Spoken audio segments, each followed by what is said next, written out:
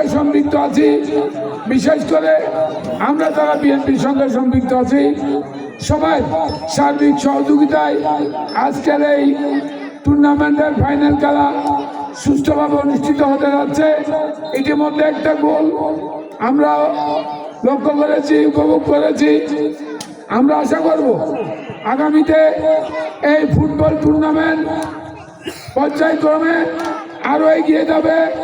এই প্রত্যাশা রেখে আজকের প্রধান অতিথি আরো বিএনপিকে সুসংগঠিত করে আগামী নির্বাচনে যাতে আমাদের এই রাঙ্গুনিয়ার কৃতি সন্তান কুতুবুদ্দিন বাহার ভাই যাতে আগামী নির্বাচনে আমাদের যে প্রত্যাশা উনি এমপি পদপ্রার্থী হয়ে জয়যুক্ত হবেন এবং আমাদের রাঙ্গুনিয়ার আশা আকাঙ্ক্ষা পূরণ করবেন, এই প্রত্যাশা রেখে সবাই সুস্বাস্থ্য দীর্ঘায়ু কামনা করে আমি আমার বক্তব্য এখানে শেষ করছি।